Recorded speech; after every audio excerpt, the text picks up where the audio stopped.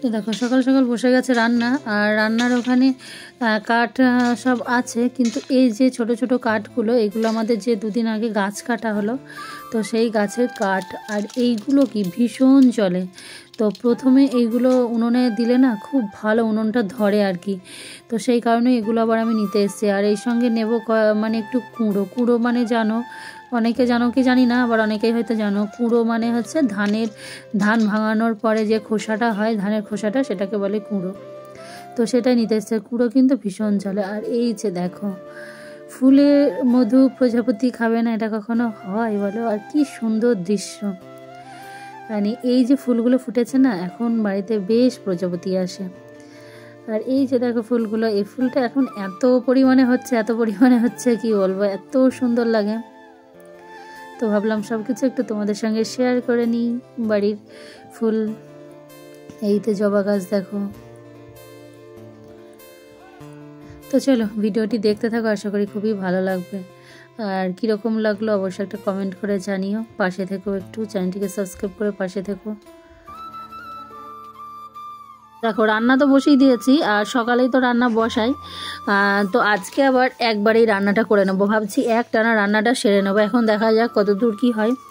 আর আজকে রাত্রিতে আবার একটা বিয়ে বাড়ি আছে। বিয়ের সিজন শুরু হয়ে গেছে, সবাই তো জানো যে অঘ্রাণ মাস পড়ে গেছে, মানে এখন শীতকাল মানে বিয়ের সিজন শুরু হয়ে গেল।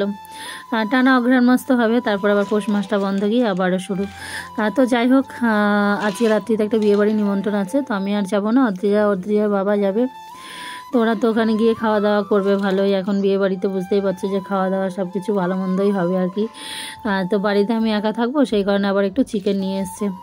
তো আজকে চিকেন করব। আর কি করা যায় দেখি, অবশ্যই তোমাদের সঙ্গে শেয়ার করব। তো চলো দেখতে থাকো। শুভ সকাল বন্ধুরা, মনিকা ভিলেজ লাইফের আরও একটি নতুন ব্লগে তোমাদের অনেক অনেক স্বাগত। কেমন আছো তোমরা? আশা করি সকলেই ভালো আছো, আর আমরাও ভালো আছি।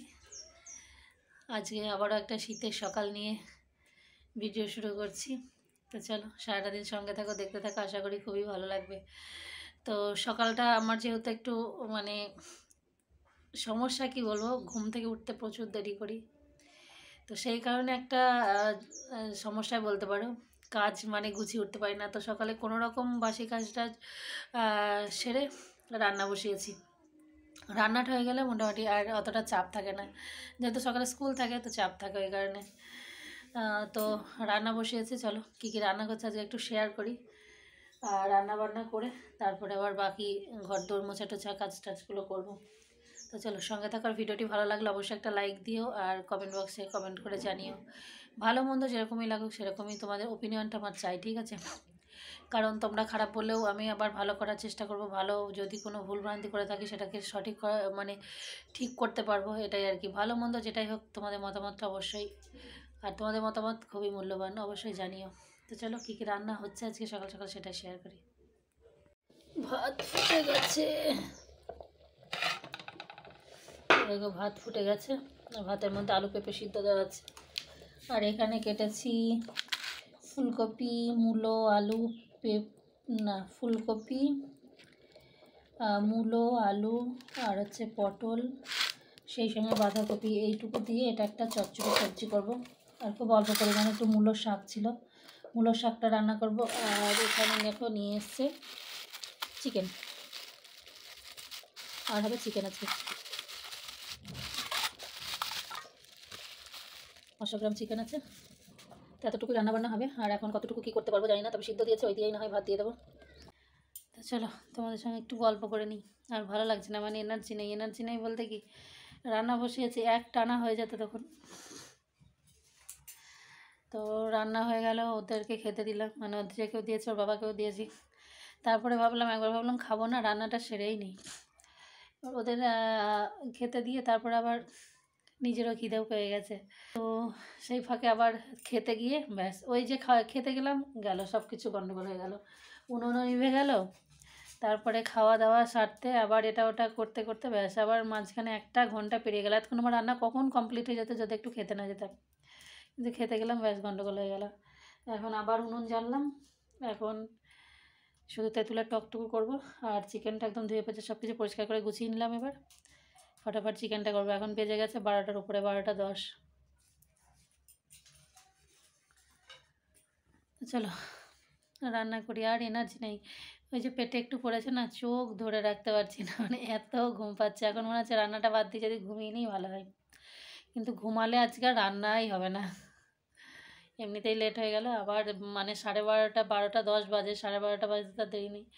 আর শীতের বেলা এই তো রান্না করতে করতে 1টা হয়ে যাবে, ব্যাস হয়ে গেল বেলা, স্নান টান করতে সন্ধ্যা। দেখো চিকেনটাও বেছে ধুয়ে পরিষ্কার করে নিয়েছি, তেঁতুল সিদ্ধ করে নিয়েছি, এখানে আলু কেটে নিয়েছি, উনুনটা আবার জ্বেলেছি।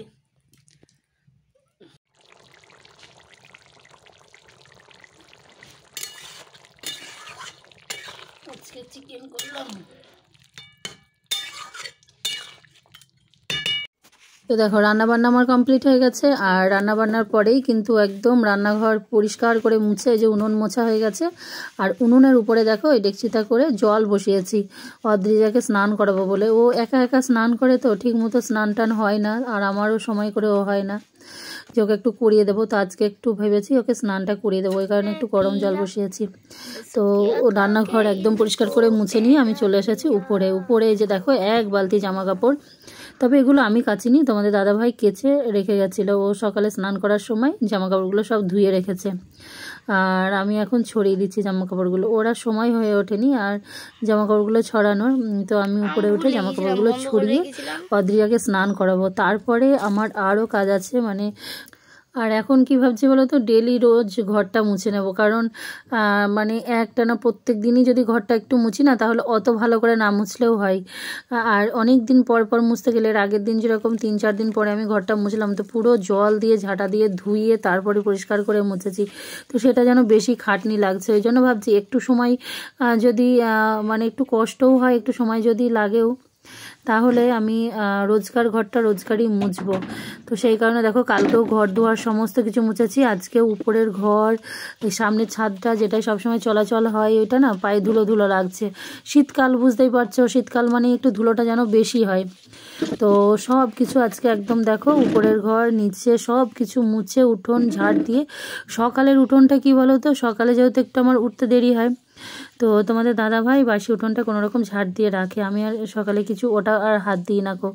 তারপরে এখন এই স্নান করার সময় আমি একদম উঠোন ঘর সব কিছু ঝাড় দিয়ে মুছে টুছে একেবারে স্নান করে নেব।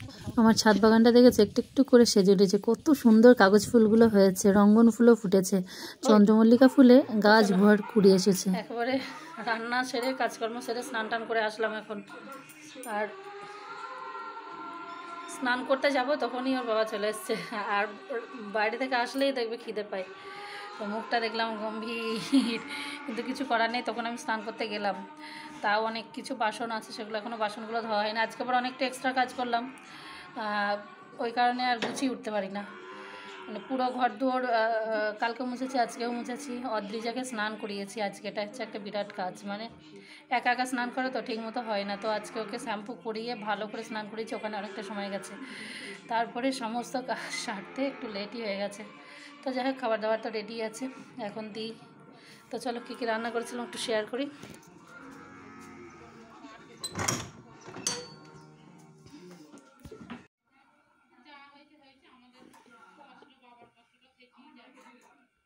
এখানে দেখো মূলোর শাক করেছিলাম, এগুলো সকালে খাওয়া হয়েছে একবার। আর এই যে শুধু তেঁতুলের চাটনি আজকে, আর আজকে স্পেশাল, আর এখানে হচ্ছে চিকেন। ওরে বাপরে, অর্ধি যাবার দেখছি খেয়েও নিয়েছে। তো চিকেন আজকে একদম কষা কষা করেছে।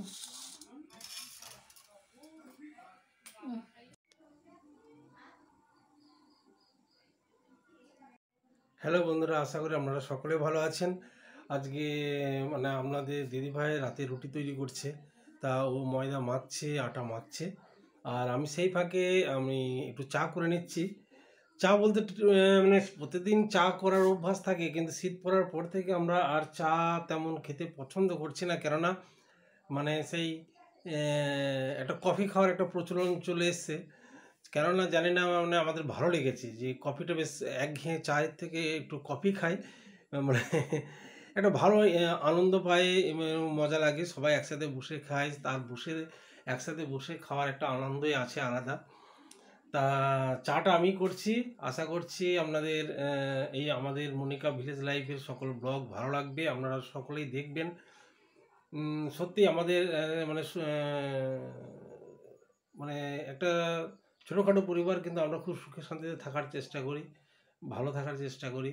লড়াই থাকে, লড়াইয়ের মধ্যে দিয়েও আমরা মানে নিজেদের সাজিয়ে গুছিয়ে চলার চেষ্টা করি। যাই হোক বন্ধুরা, সকলে ভালো থাকবেন, সবার মঙ্গল কামনা করি। আর তার সাথে সাথে একটা কথাই বলি, এই দেখুন কথা বলতে বলতে আপনাদের দিদিভাই চলে এসছে রান্নাঘরে। হ্যাঁ, আটা মেখে নিয়ে চলে এসছে, দেখতেই পাচ্ছেন। তা ও আটা থেকে রুটি তৈরি করবে এবং আমি চা প্রায় শেষের দিকে আপনাদের দেখালাম। যাই হোক বন্ধুরা, সকলে ভালো থাকবেন। আর আজকের সন্ধ্যাটা সত্যি এক অপূর্ব সন্ধ্যা হতে চলেছে, কেননা কফি ছিল না। আমি আবার সেই দোকানে গিয়ে কফি নিয়ে এসেছি, অনেকটা পথ গিয়ে। মানে কফির প্রতি এত ভালোবাসা চলে এসেছে আমাদের দুজনের, তাই না? তা সেই ভালোবাসা থেকেই আর আমাদের একটু সাপোর্ট করুন আপনারা, আপনাদের একটু সাপোর্টেই আমাদের হয়তো জীবনটা সুন্দর হয়ে উঠবে। ভালো থাকবেন সবাই, ধন্যবাদ।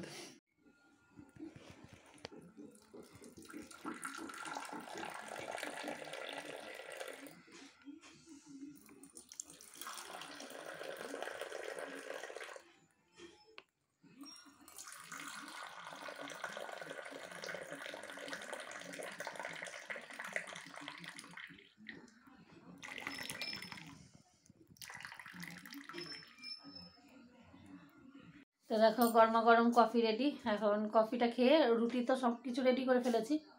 আর অদ্রিজা আজকে রুটি খেতে চাইছে, ওর আবার ঘুম পেয়েছে ভীষণ, তো সেই কারণে তাড়াহুড়ো, না হলে এতটা তাড়াহুড়ো ছিল না। তো এখন কফিটা খেয়ে আমি ওকে দুটো রুটি সেঁকে দেবো, ও খেয়ে নেবে। ও দুটো খাবে না, একটা খাবে বলেছে। এখন দুটো সেঁকবো, যদি একটু জোর করে খাওয়ানো যায়। এ মিষ্টি হয়ে গেছে তো কফিতে।